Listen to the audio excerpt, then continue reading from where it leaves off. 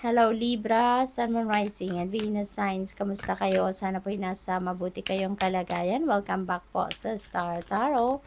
Kung bago kayo rito, welcome din kayo. Thank you sa inyong support. I truly appreciate it. God bless you all, Libra.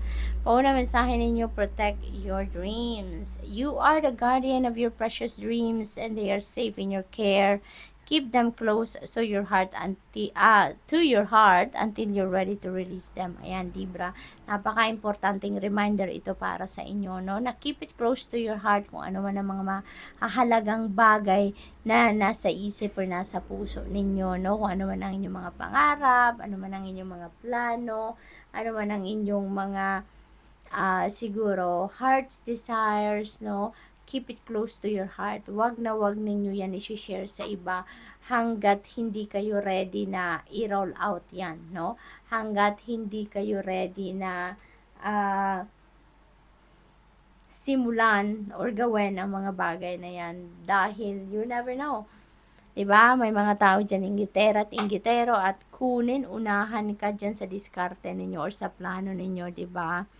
So what else? We have magical gateway. There is definitely new beginning dito. Bagong opportunity ito. Bagong possibility ito na nagbubukas sa inyo. Parang this is very inviting para sa iyo, no? So maaari din maaari din na this is an uncharted territory para sa inyo. Kaya parang extra excited kayo na pumasok sa pintong ito because you don't know exactly kung ano yung dadatnan ninyo dyan. But it is very inviting, no? Kaya parang excited kayo na pasukin ang bagay na to.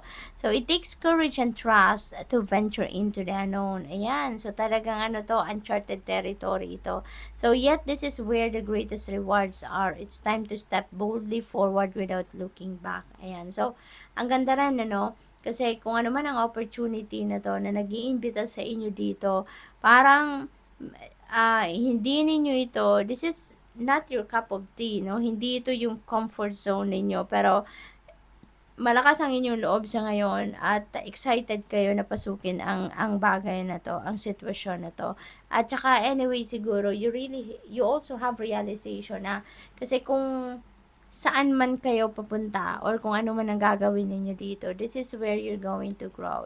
Handa na kayong mag-grow as a person, handa na kayong mag-expand, mag-thrive, mag-evolve into the best version of yourself. So what else? We have temptation. And are you in denial about an unhealthy habit? Perhaps one that makes you feel guilty? This fairy says you have the power to overcome temptation, whatever it's, guys. Ayan. So, test of faith, no? Meron test of faith sa inyo dito, Libra, kung gaano kayo katatag, ka-committed, no? Doon sa kung ano man yung dapat ninyong iwasan, no? Kung gaano kayo kung paano ninyo pipigilan ang sarili ninyo dito sa mga temptation na ito. We have journey, so may travel na gagawin kayo dito, Libra. This could be international travel, possible din na domestic, depende sa inyong sitwasyon. Kaya prepare na kayo, no? Sabi dito, it's time to prepare for a journey. It may be impromptu or planned. So, ayan na nga. So, maaaring agad-agad ang biyaheng ito. Ngayon lang. So, biglaan, kumbaga. Or siguro, planado nyo na. So, maybe matagal nang nakabook ang ticket ninyo or matagal na itong nakabook na bakasyon, maaring ganon, ano? So, either way, make sure you're ready when the time comes. Pack your passport now. So, definitely, international travel ang biyahe ng iba sa inyo. Inner child, Libra, this is a very important reminder para sa inyo. Kasi siguro, matagal na kayong hindi nagkakaroon ng oras para sa sarili ninyo. Siguro hindi kayo nag-unwind, hindi kayo man lang nagre-relax, hindi kayo namamasyal, no? Kaya this is reminding you to make time to embrace your inner child. Playing keeps us young at heart. Do something silly and fun, but stay safe. Ayan. So, parte yan ng buhay natin na kailangan nating mag-unwind, mag-relax, no? Mag-play.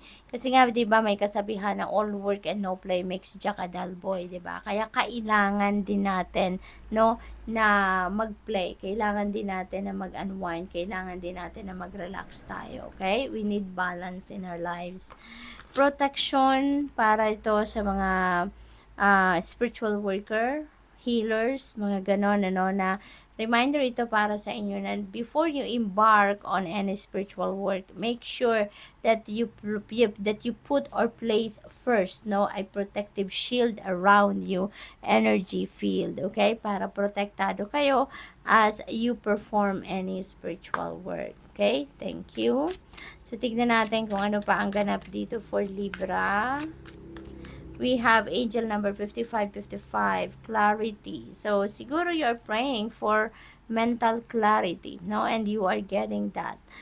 Meron malaking pagbabago talaga na magaganap din sa inyo dito, no? That could be related to travel, that could be related doon sa mga new opportunities and possibilities coming your way. So, major changes are coming your way because there are opportunities din na parating, no? You aren't a victim of circumstance, rather you are the beneficiary of it. So, if that weren't the case, life would be pretty dull. You will set yourself up for success in the long run if you are willing to adapt to this shift. So, everything is working out for the best. At long last, you are accomplishing what you set out to do. Everything will work out perfectly in the end, okay? So, what else? We have 0000. Ngayon, reset, relaxation. Ayan na nga, no? Tapos may inner child tayo. So, Libra, napaka-clear, no? Ng mensahe na pinapadala sa atin ng mga cards na to, na kailangan talaga ninyo na mag-relax, mag-reset ng inyong buttons, kumbaga, kasi most likely pagod na kayo, exhausted kayo, pero parang go, go, go pa rin kayo. Para kayong energizer, no? Na go, go, go kayo, kahit pagod na kayo, no? So, kailangan naman ninyong ibigay ito sa sarili ninyo. Mag-self-care muna kayo. Take a deep breath. Take a back seat muna sa ngayon. Saglit lang para makapag-replenish lang kayo ng lost energy ninyo and you can get back to what you are doing, no? As sabi dito, it serves as a timely reminder that anything can be accomplished. If you can dream it, there is no reason you can't make it a reality. That's very true. If something is in the possession of another person, it is also available to you. Kasi lahat naman tayo, we are all entitled for the abundance of the universe, no? So, try to remain calm. What's meant for you won't pass you by. Okay? Yan ay babalik at babalik sa'yo. Ma-miss mo man yan, it will come back. So, let go of tension and just relax. Okay? Kalma lang. So, thank you for watching. Love and light. Namaste.